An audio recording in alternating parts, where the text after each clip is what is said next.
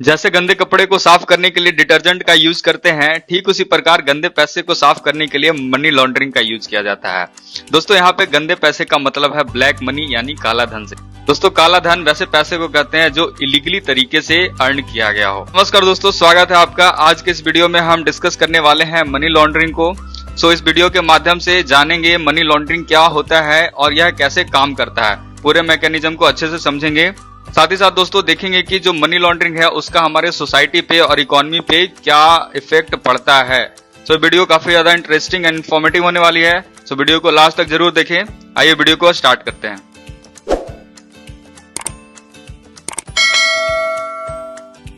दोस्तों आइए हम अपना पहला क्वेश्चन एड्रेस करते हैं, what is money laundering. Money laundering क्या है इसको समझते हैं।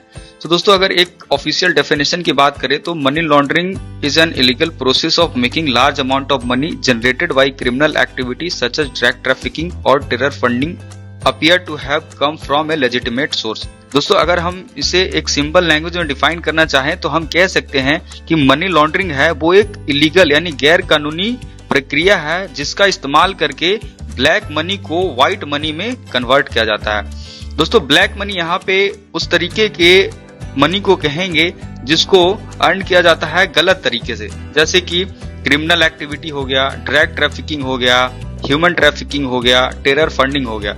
इसका इस्तेमाल करके जो पैसे अर्न करते हैं उसको ब्लैक मनी कहते हैं। और दोस्तों ये जो ब्लैक मनी होता है ना, इसका सोर्स होता है इलेजिटिमेट यानी कि अवैध होता है, और इसका मनी लॉन्ड्रिंग का इस्तेमाल करके इसका जो सोर्स होता है उसको लेजिटिमेट यानी कि वैध सोर्स दिखाया जाता है कि सही तरीके से पैसा कमाया गया है।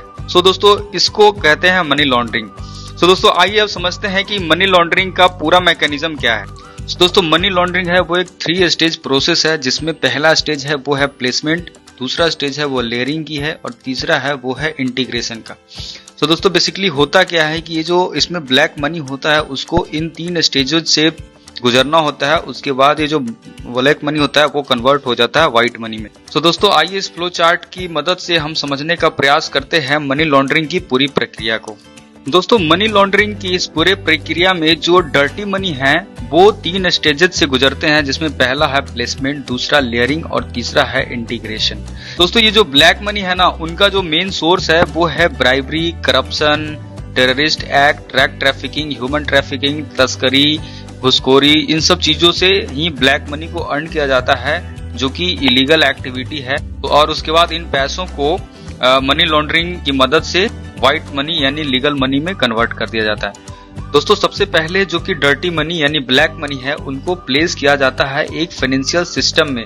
चूंकि ये ब्लैक मनी है यानी कि अनअकाउंटेड मनी है, तो ये ज्यादातर कैश के फॉर्म में ही होता होगा, तो इनको सबसे पहले प्लेस करते हैं एक फाइनेंशियल सिस्टम में। इसको फाइनेंशियल सिस्टम में डालने का कई सारे तरीके हैं, जैसे कि इनवॉइस फ्रॉड हो गया, स्मर्फिंग हो गया, ऑफशोर अकाउंट हो गया, अबॉर्टेड ट्रांजैक्शन हो गया।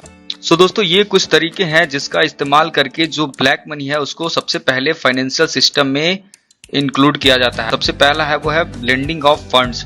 दोस्तों इसमें बेसिकली इलीगल मनी को लीगल मनी यानी अवैध मनी को वैध मनी के साथ मिलाकर इसको फाइनेंशियल सिस्टम में इंक्लूड करते हैं। दूसरा है वो है इनवॉइस फ्रॉड। दोस्तों इनवॉइस फ्रॉड में होता यह है कि जो पैसे हैं उसका वैल्यू कम ज्यादा करके दिखाया जाता है और उसको फिर फाइनेंशियल सिस्टम में इंक्लूड कर लेते हैं। तीसरा हो गया वो है स्मर्फिंग। दोस्तों स्मर्फिंग काफी ज्यादा यूज किया जाता है। इसमें बेसिकली होता यह है कि जो लार्ज अमाउंट यानी जो ज्यादा अमाउंट होते हैं ना, उसको छोटे छोटे अमाउंट में कन्वर्ट कर लिया जाता है और उसके बाद उसको फिर फाइनेंशियल सिस्टम में इंटीग्रेट कर लिया जाता है। अगला एक और है वो है ऑफशोर अकाउंट हो गया। दोस्तों ऑफशोर अकाउंट उनको कहते हैं जो इंटरनेशनल बैंकिंग लाइसेंस के अकॉर्डिंग वर्क करती है। तो दोस्तों बेसिकली ये क्या करते हैं ना कि जो ओरिजिनल आइडेंटिटी है ना ऑनर का, उसको हाइड कर देती है। तो इसका भी इस्तेमाल किया जाता है ब्लैक मनी को फाइनेंशियल सिस्टम में डालने के लिए।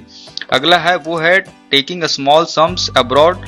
आपको पता है दोस्तों कि कस्टम्स की तरफ से कुछ लिमिट होते हैं कि आप इतने ही पैसे कंट्री के बाहर ले जा सकते हो, तो ये क्या करते हैं कि छोटे छोटे अमाउंट में पैसे को कंट्री से बाहर ले जाते हैं। अगला जो है वो है अबॉर्टेड ट्रांजैक्शन। दोस्तों ये कुछ टाइप्स थे जिसका इस्तेमाल करके जो क्रिमिनल्स होते हैं वो ब्लैक मनी को इंटीग्रेट करते हैं फाइनेंशियल सिस्टम में।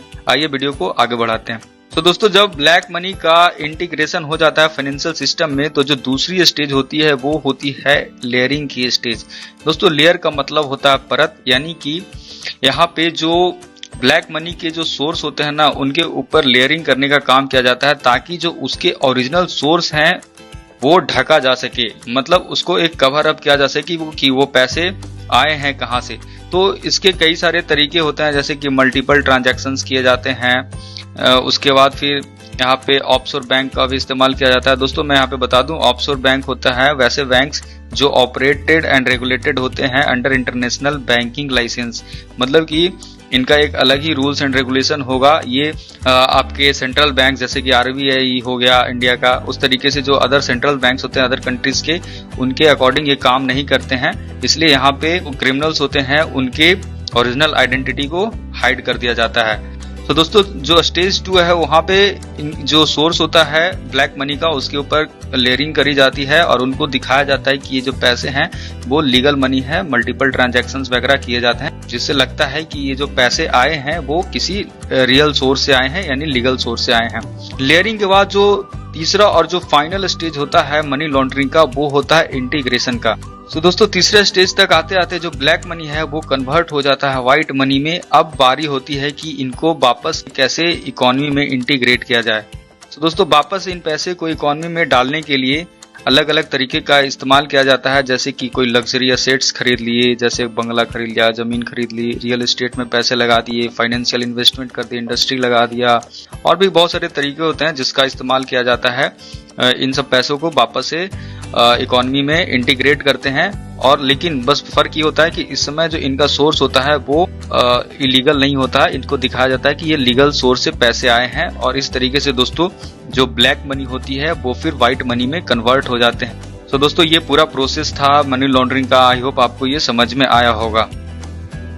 दोस्तों आइए अब मनी लॉन्ड्रिंग से पड़ने वाले प्रभाव को देख लेते हैं, क्या क्या इफेक्ट हैं, क्या क्या कॉन्सिक्वेंसेज हैं, उनको देख लेते हैं। तो जो दोस्तों जो सबसे पहला है वो है it increases crime and corruption, मतलब इसके वजह से दोस्तों क्राइम और करप्शन और ज्यादा बढ़ जाता है।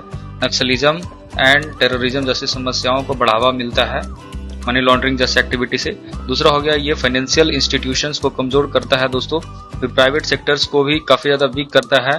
दोस्तों मनी लॉन्ड्रिंग की समस्या से जो फॉरेन इन्वेस्टमेंट्स होते हैं उस पर काफी ज्यादा नेगेटिव असर पड़ता है, जिसकी वजह से जो कंट्री के एफडीआई होते हैं वो काफी नीचे चले जाते हैं। अगला जो एक और इम्पोर्टेंट कॉन्सिक्वेंस है वो है दोस्तों कि गवर्नमेंट के जो टैक्स रेवेन्यू कलेक्शन होते हैं वो काफी ज्यादा कम हो जाते हैं, जिसकी वजह से इकोनॉमी है वो वीक हो जाती है। मनी लॉन्ड्रिंग है वो सीरियसली इफेक्ट करता है national security and national reputation को।